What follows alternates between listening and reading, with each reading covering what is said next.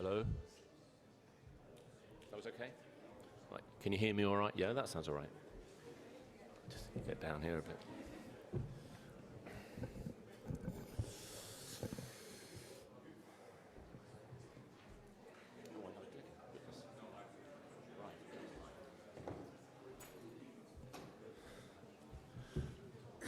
Right then, ladies and gentlemen, good morning everybody and welcome to the 11th ETP annual conference. I've been here for 7 of them. I was only 7 when I started. This is what happens to you. So thank you very much everybody for turning up in these times. Of course, we're still kind of post-pandemic and certainly everything is very chaotic. And so this is a good time, I think, for everybody to get together and just tell everybody how you are and say that things aren't that bad really, are they? Or maybe they are. So just some housekeeping stuff. So there is no fire alarm. If there is one, there's certainly a fire exit out here. So if we're in here and there's an alarm, out you go. The loos are through there, through I think what they call Centro. There's hot and cold running danishes and teas and coffees all day, as well as the usual breaks for networking and stuff. So my name's Stephen Mark Williams. I'm the Executive Director of ETP, and it's my pleasure to welcome you here today to this really fantastic facility. We were last here about 5 years ago, so ETP annual conference is peripatetic. Last year, the last time we were away would have been in Dundee. So this is the first time, I think, for 3 years that we've met in person. So it's really nice to see you all our friends here.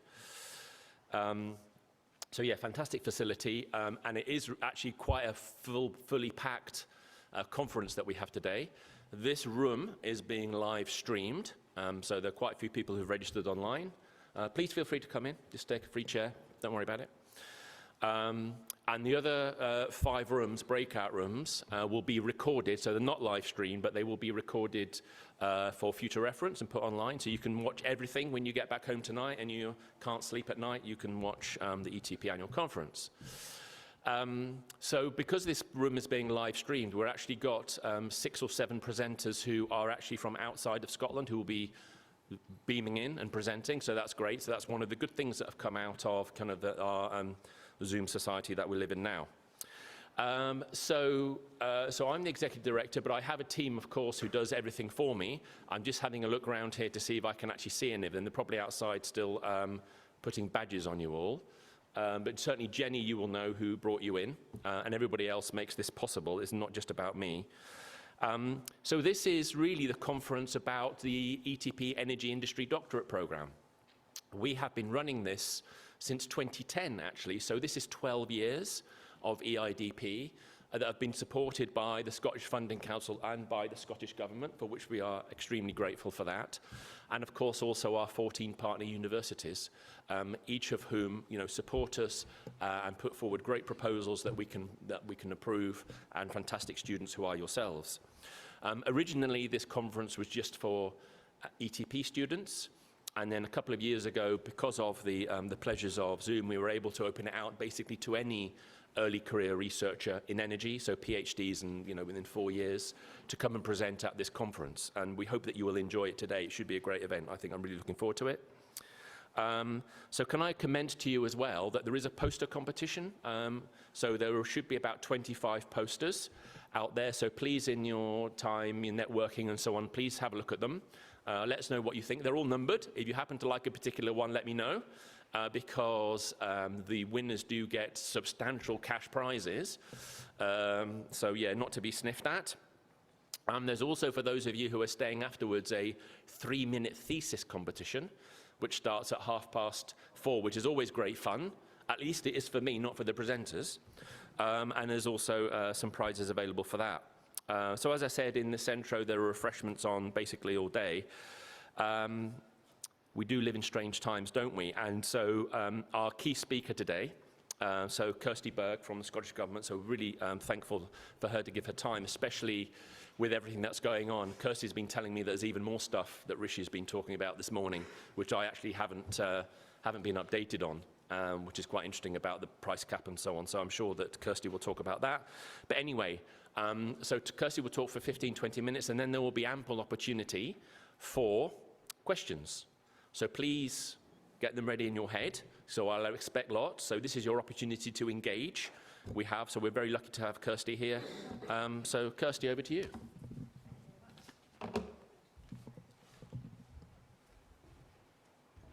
Great. Thank you very much, Stephen Mark. It's a real pleasure to be here.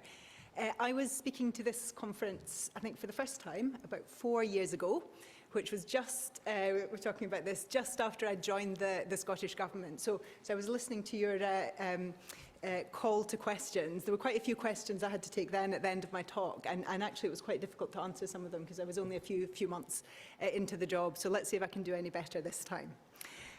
But it is a real pleasure to be here. It's just so nice to see people in person. Welcome to everybody who's joining online as well. I do that quite a bit too. But it's great to see folks in person. And I guess it's particularly nice to see so many people who are starting out their career in energy, who are in the sort of first phases of the career, because it takes me back to my career as well, the start of my career, and I'll say a bit about that. It's obviously lovely to see colleagues who've been in the sector for a little bit longer, like myself, but it's just really inspirational. I had a good look at some of the posters that were out there when I came in, and it just demonstrates the breadth. What I will talk about is actually quite high level and quite policy focused, and I just really love reading, the specific things you are looking at. For example, I think there was a poster about producing hydrogen from biomass, and I love getting back down into that detail.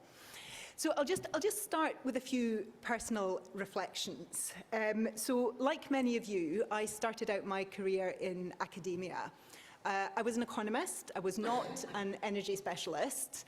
And I thoroughly enjoyed it. I did a PhD. I don't think I could do the 3-minute PhD thesis pitch. Mine was quite long and convoluted. But I started in academia, and I particularly liked the applied side of work, stuff that has a real-world relevance. In fact, I liked it so much that I moved to the government. I spent about 10 years in academia, and then I moved on to policy, which is what I do now. And I went to the Treasury. I wasn't working on energy, and I was there for a good few years. And then a job came up in energy. It was with Ofgem, the energy regulator. And I'll be honest, I'd worked a bit on energy. I thought it was vaguely interesting. It was a little bit niche, but it offered more money and more responsibility. So I thought, yeah, I'll give that a go. And quite a few of my economist colleagues thought that's all a bit odd. I expected to spend a couple of years doing an energy job and then go back to economics and economic forecasting, which is what I did. But I didn't. I stayed in energy. And I have absolutely no regrets. It is such an amazing field to work in. And since I started, so it's 2008 I started out in energy, and I started, my first job was looking into competition in energy retail markets. It was a big investigation into how energy retail markets worked. But since then, energy has just grown in its complexity, its profile. The big change, I think, is obviously the recognition of the need to tackle emissions and address climate change, and energy is absolutely fundamental to that. So just as a reminder, if you need a reminder, these headlines are really old. As Stephen Mark said today, things are changing. The thing I read today in the FT actually was that Rishi is, the legislation went through last week to put a price cap on wholesale prices in energy. Rishi is now having a little bit of a rethink, wondering whether we should put a windfall tax on some of the renewable energy companies instead. So it just moves and moves.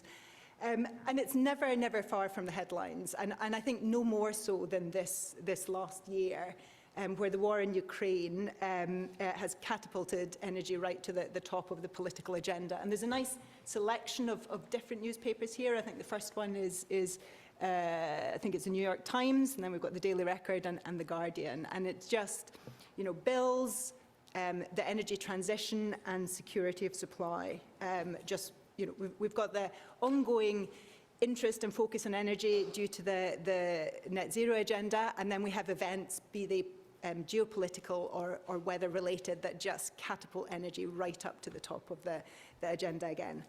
So I'm actually going to focus my talk today more on the sort of medium, it's actually right now, but the transition rather than the events in the news and the energy price spike.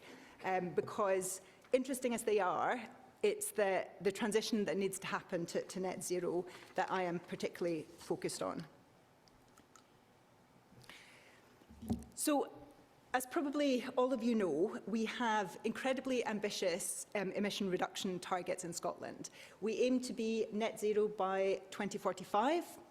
We aim to reduce emissions by 30% by 2030.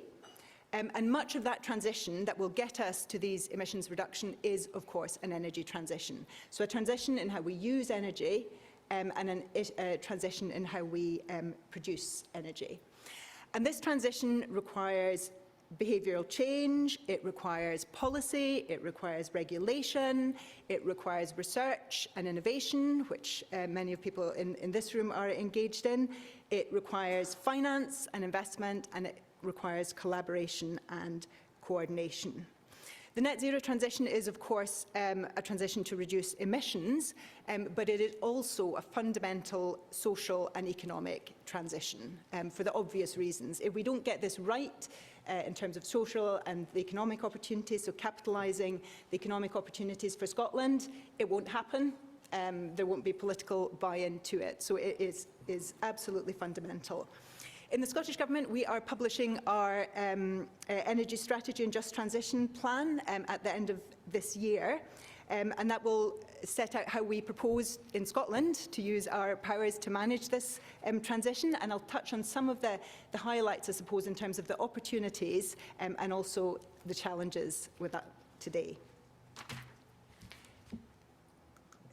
So, we have a pretty good track record on the energy transition in Scotland. We've reduced our emissions by 50% on 1990 level. Now we need to get to 75% by 2030, so still a way to go. We have our renewable generation capacity has increased from 1.4 gigawatts back in 2000 to over 13 today, which is huge. We're a huge net exporter of renewable energy in Scotland. Our generation last year was sufficient to power all Scottish households for 3 years. We're still dependent on trade with the rest of the UK, but it's absolutely huge. It's absolutely transformational. Despite that huge potential, huge delivery, we have the potential to go much, much further in Scotland to support our own decarbonisation, both in terms of energy use and production, support decarbonisation in the rest of the UK, but also to support decarbonisation and indeed security of supply in Europe, which has become so much more apparent and urgent in light of the Ukraine crisis. So I'll talk a bit about some of these areas, but for example, we have the potential for a 40 gigawatt pipeline of offshore wind. We have an enormous potential in hydrogen and carbon capture and storage, and I see from the posters a number of you are working on that. We have the potential to expand a number of other generation technologies, so offshore wind, marine energy, we were talking about that, so wave and tidal energy, solar, hydro, pumped hydro, important for managing security of supply and intermittency. Huge potential in various storage technologies and how we use the network and smart appliances, so smart use of energy. And I will focus, as I said, on a number of these areas. And I've talked about the need for an economic transition. So I like maps, and I really like this map. This map shows Scotland's renewable marine potential, and it is huge. So we have the second biggest renewable energy zone, so marine renewable energy zone in Europe, next to Norway, so over 460 square kilometres. And this brings with it, as many of you know, huge potential in offshore wind, in hydrogen production related to offshore wind, and in wave and tidal. And in particular, a good chunk of this, it is quite stark how big Scotland's marine resource is. And a good chunk of this is in deeper waters. So the developments we are seeing in terms of floating wind, so technological developments that can bring down the price of floating wind, is going to be absolutely critical to us being able to exploit these resources. I'm going to talk about a few technologies where I think some of Scotland's biggest potential is, and I apologise to everybody whose area I'm not covering. You can ask me some tricky questions about that later on if you want, but I'm just going to pick out a few areas. So I'm going to talk about hydrogen, carbon capture and storage, and offshore wind. So we recently in Scotland completed the leasing round for ScotWind, our ScotWind leasing round, where developers have the option to lease seabeds in the areas that are shown on this map. It was an incredibly successful leasing round. Projects that were awarded leases could produce up to 28 gigawatts of offshore wind power, which would be coming on towards the end of this decade and into the 2030s. And that stands against Scotland's current renewable capacity of 13 gigawatts. So this is absolutely huge. ScotWind is the world's biggest commercial floating offshore wind leasing round, and there's huge international interest in what Scotland is doing. We're speaking to the Norwegians, the Danes, folks from the US are very, very interested in what we're doing in ScotWind. A number of the ScotWind projects are also looking at producing hydrogen. And as I said, there's huge potential for driving net zero, but also huge economic potential in ScotWind. So up to 28 billion investment in Scotland.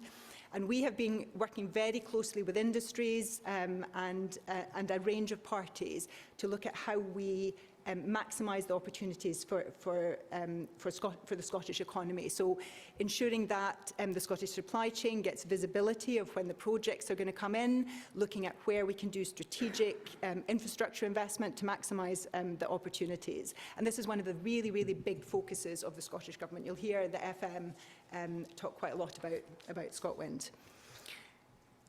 Hydrogen. Let me move on to my next slide. As I said, our massive offshore wind potential brings with it enormous opportunities in hydrogen. And we have worked with parties to do a hydrogen assessment, so looking at Scotland's potential in hydrogen, both production potential but also the economic opportunities that could come with that in Scotland. We have set out a policy statement that sets out what we believe our realistic ambition should be for hydrogen production in Scotland. We think we could produce 5 gigawatts by 2030 and 25 by 2045. In Scotland, we have the potential for green and blue hydrogen, so hydrogen from gas with carbon capture and storage.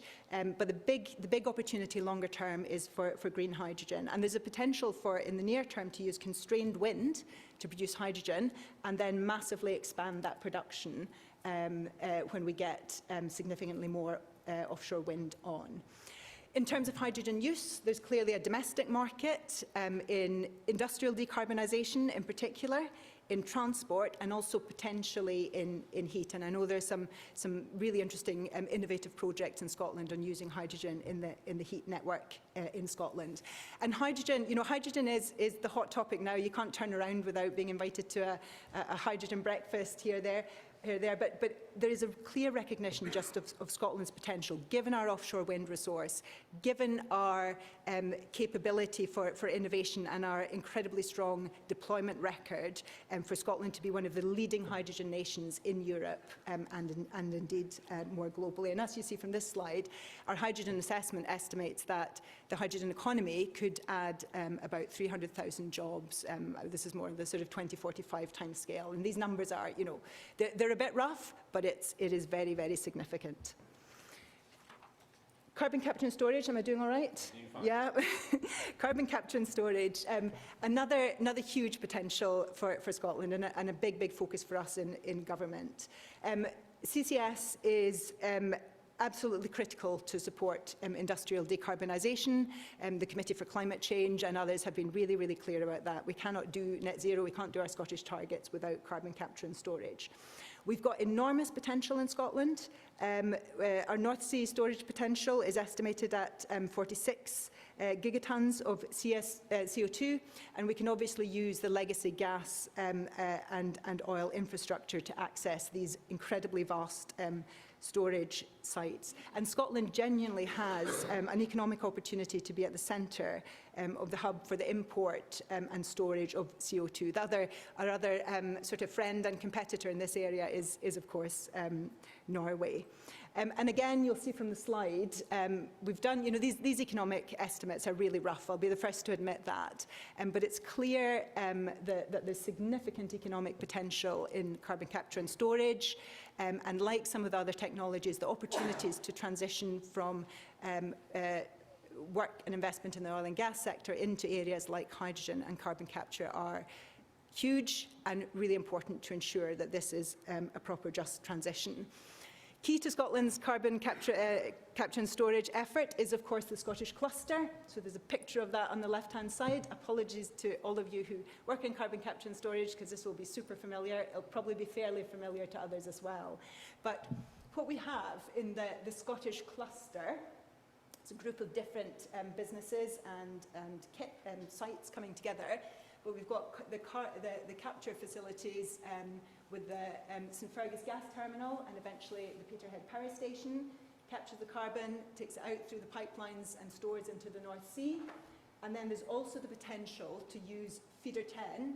I love the maps of where the gas pipelines are from my old Ofgem days, but if you see Feeder 10 goes right down to Grangemouth, which is Scotland's huge, huge industrial site. So 90% of our large site emissions in Scotland is in Grangemouth, and you can just see the potential for the capturing of CO2 from these sort of heavy industry processes and taking it up to St Fergus and then into the North Sea.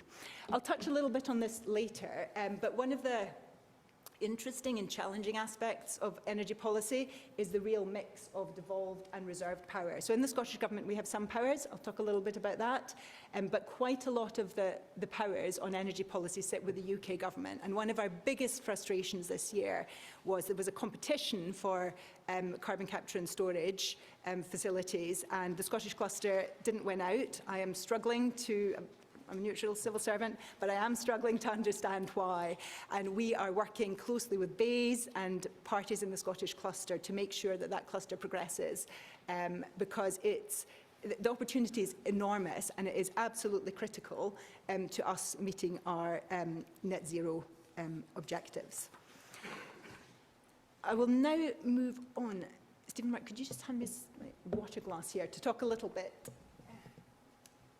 about the demand side. Now, obviously, decarbonising transport and decarbonising industry and decarbonising buildings are, again, critical to us meeting our net zero targets. But I'll just talk about one of these. I'll talk about buildings. And I saw, actually, again, there was a poster. Somebody's working on heat networks here, which is great. So buildings account for 20% of our emissions in Scotland, so a huge, huge chunk. Transport's the only sector that's bigger. And given our ambitious emission reduction targets, we've got some pretty ambitious targets to decarbonise our buildings. So by 2030, we need 1 million of Scotland's 2.6 million homes to be using zero emission heating, and in addition to that we need 50,000 of our commercial buildings to be doing the same. By 2033 we need all our buildings to have a good level of energy efficiency rating that's broadly equivalent to energy efficiency rating C, for those of you who are familiar with energy efficiency ratings. And if you look at the chart up there, that's the two houses at the top. So that's domestic, where domestic buildings currently are on the left-hand side and where commercial buildings are on the right-hand side. So it just gives you a sense of the scale of what we need to do. In terms of decarbonising our buildings, in the first instance, we're looking to do this through heat pumps, so electrifying heat. quite significantly. We see heat networks play a really important part on this. We've brought in new legislation on the regulation of heat networks, and then potentially down the line, there's the opportunity of using hydrogen to decarbonise our homes. This is a huge transformation.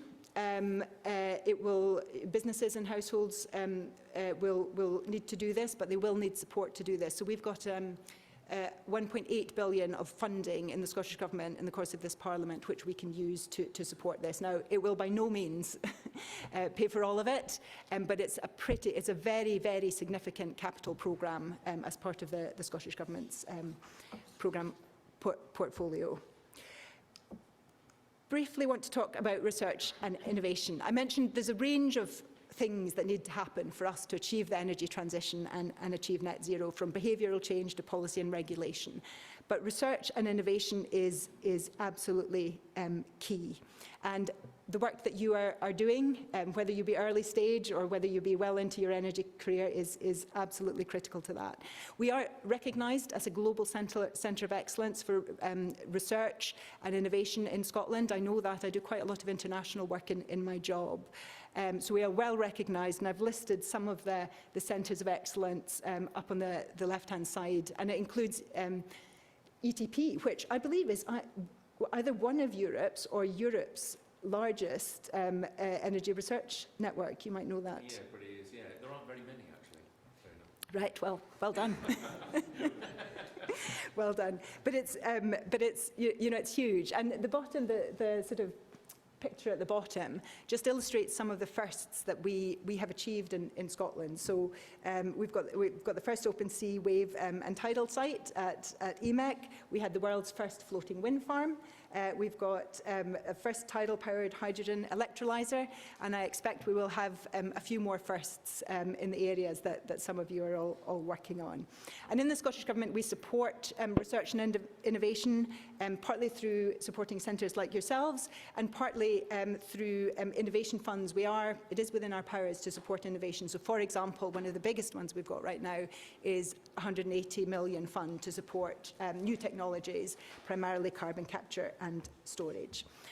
So just two slides to finish off with from me. And just to reiterate, I've touched on some of the areas where I think some of the biggest opportunities are for Scotland, but there's a huge amount I haven't touched on, because this transition will require a range of different technologies. It will require flexible technologies. I haven't said much about that, about how we manage security of supply, but I just wanted to give you some headlines on the big issues. It requires a system-based approach. This is a huge transformation, so we need to ensure that what we are planning on the supply side matches what we think will happen on the demand side, with broadly aligned timings. And we need to, I've talked about security of supply, at the same time we need to do what we can to ensure affordability, because this is quite a significant upfront investment programme. I think there is now recognition that actually renewables, given what we've seen happen to gas prices, renewables are lower priced and definitely more stable in the medium term than fossil fuels. So I think our transition and our capacity to increase our renewable deployment in Scotland will help with affordability, at least in the long run. So I've just listed here, and keen to get your thoughts as well during our questions, just some of Scotland's strengths and opportunities. I mean, one is obviously the resource, and I've talked a lot about that in what I've said. Our people and our skills in general, but also very importantly, people who have been working in the oil and gas sector, transferring to areas like hydrogen, CCS and offshore wind. Another strength is our track record as innovators, as really, really strong in research and development. And I think our track record of deployment is very impressive. The extent to which we have built out wind in particular in Scotland is also recognised. We're also, I think, quite good at collaboration in Scotland, and I think that partly reflects our size.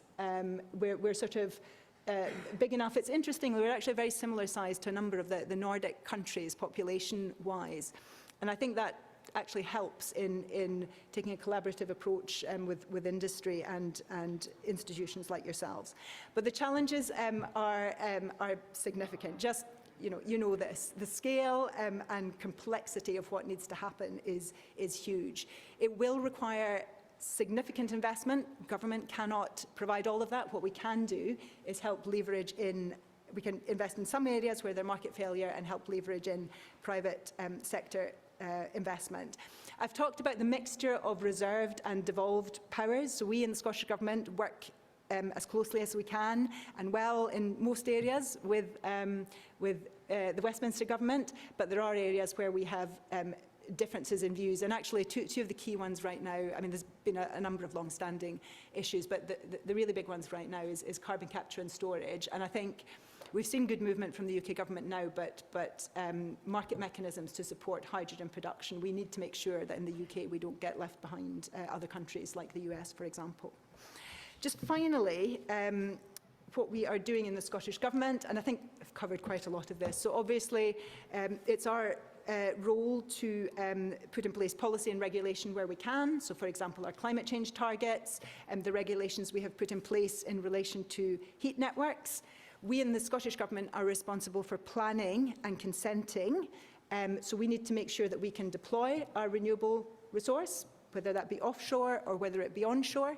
And I think our track record in renewable deployment just demonstrates that we have been able to do that. We can support we can provide support for business and households. The purse is not unlimited in the Scottish Government, as it is in the UK Government. In fact, it's more limited in the Scottish Government because we don't have borrowing powers and all of the other fiscal powers. We have a role in convening parties. I've talked a bit about this. I've talked about enabling investment and leveraging in private sector investment. And I've also talked about how we work with the UK Government. It's ultimately the UK Government's decision what happens on market support, but we do try to work with them to do the right thing and do the things that support Scotland. And of course, we work with industry and our skills body to support skills and training to help people who are already engaged in parts of the energy industry find opportunities in some of our newer net zero industries. So that was a bit of a sort of high-level overview of what some of our priorities are from a policy perspective in the Scottish Government.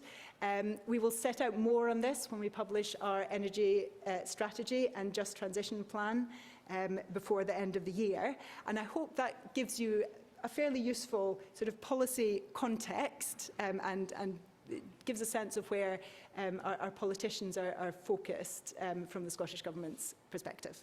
Thank you. Thank you very much, Kersti. Great.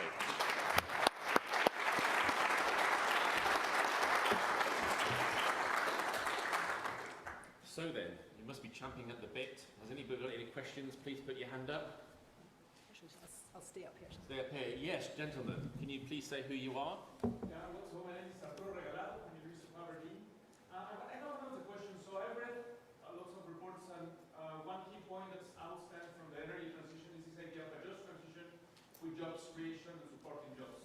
But what happens, for example, like we had the news in some of the licensing rounds for the offshore wind farms, companies overseas win some of the contracts to build the wind farms for wind turbines, then maybe build them here, but for some people in the public, it might not seem how we can actually move from building the things to actually having jobs here in Scotland. Yeah. What's the Scottish Government doing in that? Yeah. Okay, great question. Because just transition is absolutely central, as I said, to our plan. So what can we do? There are limits to what we can do because there are sort of competition and procurement laws, but we are very focused on this because we recognise that the extent of the deployment of onshore did not come with the amount of jobs that we had hoped for in Scotland. So we've been focused in Scotland on this right from the start. So there's just a couple of things on that. So first of all, the developers that have been awarded leases have to set out plans for how much they will use the Scottish supply chain. So when they put in their bids, they probably do this after that, but they have to be very clear about how much they will invest in Scotland. Now, we need to be a little bit careful about how we use this because, again, it's related to competition law, and that is not one of the features that determine the leasing wards. But what it does help is make it very transparent up front what the company's plans are. And at some point, as we get closer to them actually developing, these commitments become more and more binding. And if they are 1 million miles away from them by the time they build, we have the potential to fine them. And also it does reputational damage as well. If you've sort of promised the world on an individual company basis and it doesn't materialize. The other thing we have been doing is think about, okay, what are the things that need to be in place to for developers to invest and use the Scottish supply chain. So in fact, for those of you from Strathclyde, your Chancellor, Sir Jim, was closely involved in this. He published the Strategic Investment Assessment, which recommended that we invest in a port cluster for offshore wind in Scotland, that we develop a collaborative framework so that the different developers help each other, work with the supply chain and set out really clear timelines once they have more clarity for when their projects are developed. And we work to promote this and work really closely with the supply chain in Scotland. So we've had a number of our ScotWind work has a number of strands to it. One is consenting the projects, another is supply chain, and that covers the kind of things I've talked about. And then a third is grid consenting onshore as well to realise both the net zero potential, the renewable energy potential, but also the economic benefits for Scotland. And we're always listening on this. So if you have thoughts, if you're working on the sort of economics and supply chain side of this, very interested to hear from you on how we do this in the best way. Thank you. Thanks for that. Yeah, I can confirm. I mean, ETP's DNA is collaboration. And there's no doubt that ScotWind does seem to have changed the game a bit as far as collaborative activity. I have heard personally from organisations that are now collaborating with each other, whereas in the past they wouldn't have done. I think that's definitely true. Yes, Jenny. Jenny, just a quick one. If you had a chance to put a slide up on decarbonising transport, what would be on it? Oh, quite a lot, because transport is our it's our biggest emitting sector. So first of all, so we've got planned to decarbonise our railways by 2035, I think it is. So we've done a lot on electrifying our railways. So we've done a lot there. Decarbonising heavy transport. I think there are significant opportunities for use of hydrogen in decarbonising transport. We've got a number of projects up in Aberdeen where we've got hydrogen buses. So I think that would be a big one. Electrifying cars, so more electric cars. Again, we don't have in the Scottish Government some of the really, really big powers that can enable this. In Norway, they gave everybody free, so Norway and California are the places in the world that have led on the deployment of electric cars, and that they've done that by allowing you into the bus lanes in the morning, but importantly 100% tax incentive on buying an electric car. So that would be there. The final thing, and I bet I've forgot something, is active travel. And you can see this. We've in the Scottish Government we have supported local authorities quite significantly building out active travel, and you can see that here in Edinburgh and quite a bit in Glasgow, where I'm from, where cycle lanes are much improved. And final thing, so there you go, transport. Supporting public transport. So we've got free buses for the under 22s, and I do, and we're looking at the evidence of this very carefully, but I do think setting these habits at a young age, just using public transport at a young age. I've got a son who's at Edinburgh Uni, who's turned 19 yesterday, and he uses public transport. He uses his under 22 very actively, and I just think that sets a habit. Yes, when I was at university actually in Sheffield, so that was in the mid-80s, the buses were 3p. Mark. Hi, Kersti. Mark from University of Edinburgh, UK Energy Research Centre. So it's kind of interesting the timing for the new energy strategy, given everything that's been happening over the last 12, 18 months. And I just wonder, I'm thinking the last time we had a big, wider economic instabilities, but early 2010, private sector appetite for borrowing dried up a bit. So some of the things that we thought were going to come through about that time, like CCS, just didn't come through, largely because private sector investment appetite just wasn't there anymore. Yeah. And I'm just wondering, putting together the strategy over the last few months we've been doing this, suddenly we find that public sector borrowing looks more difficult because of interest rates. Private sector capital, lots of uncertainty in the macroeconomic landscape. Energy prices are coming down a bit now, but there's a lot of uncertainty there. So what difference has all that made to the kind of priorities in the energy strategy as it's coming together, and how different I think it looks because of those factors, you know, Yeah. changing Yeah. macroeconomic? It's a really, really good question. I think so I'm going to talk about private sector investment and then public sector investment. So private sector investment, I am fairly optimistic. And that hasn't changed massively despite the current crises, geopolitical crises and economic challenges. Now, yes, businesses will have a tough time over the next year at least, given the impact of energy prices and inflation. But I think we are, in some of the key technologies, we haven't seen a diminished appetite for investment. And I think provided we as government, and that is the Scottish Government and the UK Government, continues to commit to put in place the regulation and policy in the first instance that provides the private sector with the clarity they need to invest, I think we'll be okay. And that bit hasn't changed so much. So, but we need that. We need the commitment to further clusters. We need the commitment to hydrogen. We need the commitment to CFDs, and we need the current UK government to reiterate that commitment, because investment will follow, and that's why that's why I think our networks regulation bill is really important. And we are also looking on the heat and building side to consult on regulation fairly early in the new year. So if we do that, and we use the levers we have in the Scottish Government, so for example, the Scottish National Investment Bank, working with enterprise agencies to leverage in private sector investment, I think that's okay. Public sector investment is the thing, literally within the last 3 months. I suppose we just need to keep a really good eye on that. And we know, the UK government's they're talking about, is it 50 billion a year black hole? And I think we need to watch. I will be watching, and others who are interested in this will be watching the PM and the Chancellor's autumn statement really, really carefully on the signals that sets out for commitment to net zero and the level of public sector investment that will be required to enable that. So it's a really good question. Thank you. Okay, thank you. Last question, Patrick. Hi, Kersti. Patrick O'Reilly from Energy Systems Capitals. ETP and Energy Systems Capitals support each other in terms of doing investing in Scotland. It's local energy systems, the Scottish ETP network.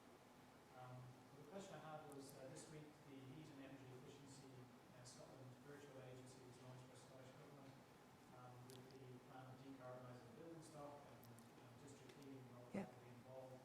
How, in terms of the collaboration, the Scottish Government going to work, say, with energy saving trusts that are delivering Home Energy Scotland and Business Energy Scotland programmes, and how does the circular economy come into another key driver in Scotland, the circular economy? How does that come into, say, the deployment of what's key comes to Scotland in terms of the overall policy? Yeah, okay. So I'll be quite honest, I haven't thought, so you might give me some reflections maybe on the role of the circular economy in relation to heat networks. I'm sort of familiar with this circular economy in terms of other options. I mean, what I will say is that the launch of the agency, there's kind of two parts to your question. One is how we work with parties who deliver our schemes, and the second one was on the circular economy, which I needed just a bit more help with probably. But on the first one, so we work with a range of parties. We've got a number of schemes to support households undertake energy efficiency and heat decarbonisation measures. So we've got schemes to support social housing. We've got schemes to support more vulnerable individuals for whom it will be particularly challenging to undertake the investment.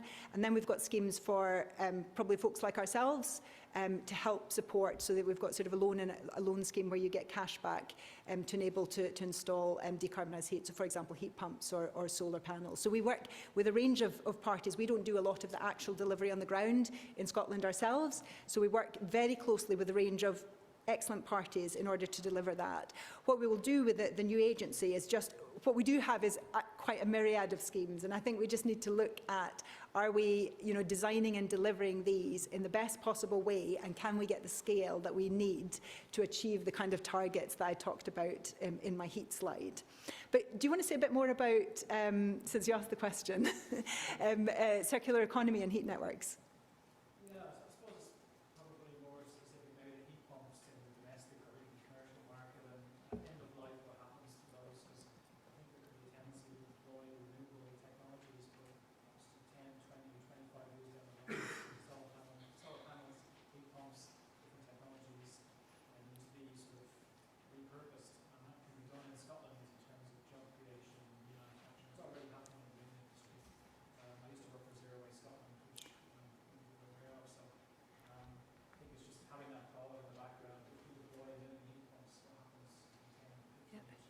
Okay, great. You have lodged that thought with me. I mean, we have, we've got similar, we don't, currently when our boilers go bust, we need to think about what happens with them as well. But let me take that one back, because it's a very good point. The team may have thought about it, but I'll take it back anyway. Okay, Great. thank you very much. Well, okay, can we thank Kersti in the usual way?